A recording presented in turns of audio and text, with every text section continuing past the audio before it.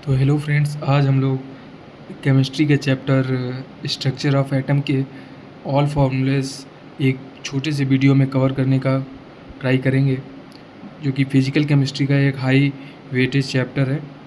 तो देखते हैं, इसमें पहला फार्मूला हम लोग देखते हैं एनर्जी ऑफ फोटॉन का। एनर्जी ऑफ फोटॉन का तो ये फार्मूला हमारा यहाँ पे आ जाता है। ये हमारा फार्मूला आता है E is equal to H frequency F, है ना। और इसी को अगर हम एलोबरेट करके लिखें तो E बराबर एच सी अपॉन लेमडा, जहाँ पे H हमारा जो होता है उसकी वैल्यू होती है 6 इज इक्वल टू 6 इंटू 10⁻34। और C हमारा जो होता है, C की वैल्यू हमारी आती है C is equal to 3 into 10⁸। यहाँ पे C हमारा लाइट ऑफ स्पीड है और H हमारा कांस्टेंट है, ठीक है। तो यहाँ पे ये हम यहाँ से एनर्जी ऑफ फोटॉन निकाल सकते हैं। सेकेंड फार्मूला हमारा इम्पोर्टेंट थोड़ा फार्मूला होता है, आप थोड़ा सा देख सकते हैं, थोड़ा कट गया था। दूसरा फार्मूला जो हमारा होता है वो रेडियस का होता है, रेडियस का। तो रेडियस का फार्मूला हमारा क्या होता है, इसमें ये फार्मूला आता है 0.52 into n square upon Z, ठीक है, एंगस्ट्रॉम। इसको हम एंगस्ट्रॉम में लिखते हैं। तो एन यहाँ पे हमारा ऑर्बिट डिनोट करता है और जेड हमारा एटॉमिक नंबर, है ना। तो तीसरा फार्मूला हम यहाँ पे अपना लिखते हैं, जो कि होता है हमारा एनर्जी का। तो यहाँ पे हमारा एनर्जी का फार्मूला हम जब लिखेंगे तो यहाँ पे आएगा -2.18 इंटू 10⁻−18, और यहाँ पे Z square upon N square आ जाएगा, वो भी जूल्स में। यहाँ पे जूल्स में इसको लिखते हैं, बाकी अगर कोई कन्वर्जन नीड पड़ती है हमको क्वेश्चन में तो उसके अकॉर्डिंग हम इसको कन्वर्ट कर लेते हैं, ठीक है। और ये हमारा जो एंगस्ट्रॉन्ग है, इसकी बेसिकली यूनिट जो होती है वो एक जे एंगस्ट्रॉन्ग जो होता है वो 10⁻−10 मीटर के बराबर होता है हमारा एंगस्ट्रॉन्ग। और यहाँ पे जो एन है वो तो ऑर्बिट और सेल को डिनोट करता है, और जेड हमारा एटॉमिक नंबर को डिनोट करता है। तो ये हमारा एनर्जी ऑफ फोटॉन का फार्मूला हो गया, और ये हमारा रेडियस का फार्मूला हो गया, और ये हमारा एनर्जी जो हमारा इसका आ गया 2.18 into 10⁻−18 Z square upon n square हमारा सिंपली आ गया। चलिए अब नेक्स्ट फार्मूला हम लोग देखते हैं कि जब हमें कोई दो ऑर्बिट दिए गए हों, दो सेल्स दिए गए हों, उनकी एनर्जी हमको जो फाइंड करनी होती है तो उसका फार्मूला क्या होता है। तो उसका फार्मूला हम ऐसे लिखते हैं, E is equal to 2.18 into 10⁻−18 और 1/n फर्स्ट का स्क्वायर या n इनिशियल का स्क्वायर अपॉन n फाइनल का स्क्वायर, और ये भी हमारा जूल्स में आ जाता है। ये भी हमारा जूल्स में आ जाता है, ये भी मेरे जूल्स में आ जाता है। और इसमें जो Ni है वो हमारी इनिशियल सेल है, और Nf है वो हमारी फाइनल सेल हो जाती है। तो ये हमारी इस एनर्जी का फार्मूला आ गया। नेक्स्ट फार्मूला हम लोग देखते हैं, नेक्स्ट फार्मूला हम लोग एंगुलर मोमेंटम का देखते हैं, सेल के एंगुलर मोमेंटम का फार्मूला देखते हैं। नेक्स्ट एंगुलर मोमेंटम का, सॉरी फॉर द राइटिंग, है ना। तो यहाँ पे हमारा एंगुलर मोमेंटम का formula mvr is equal to NH upon 2π। Again यहाँ पे n जो है हमारा वो सेल को डिनोट करता है। तो ये हमारा जो फार्मूला हो गया वो हमारा एंगुलर मोमेंटम का हो गया। नेक्स्ट फार्मूला हम देखते हैं डी ब्रोगली वेवलेंथ का formula, lambda is equal to h upon mb।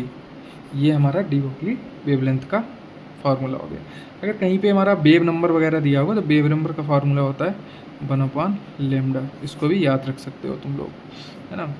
Next फार्मूले की अगर हम बात करें तो next formula number of spectral lines का भी कभी कभी पूछ लेते हैं, तो वो हमारा होता है delta n is up into delta n plus one upon two. यहाँ से नंबर ऑफ स्पेक्ट्रल लाइंस हम निकाल सकते हैं, ठीक है। और इसके बाद एक हमारा प्रिंसिपल जो कि होता है, जो कि हाइजेनबर्ग अनसर्टेनिटी प्रिंसिपल होता है, उस पर भी एक फार्मूला आ जाता है। आइए वो भी हम लोग देख लेते हैं।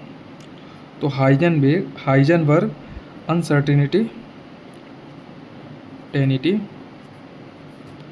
प्रिंसिपल का भी फार्मूला एक होता है। यहाँ पे आ जाता है delta x into delta P x. यहाँ भी मोमेंटम का चेंज दिया होता है, और ये या तो ग्रेटर देन होता है या इज इक्वल टू होता है एच अपॉन 4 पाई के हमारा।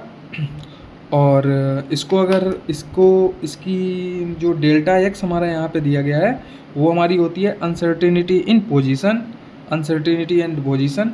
और ये जो हमारा डेल्टा पी एक्स होता है, ये हमारा होता है uncertainty in momentum. Sorry for the bad pronunciation, है ना।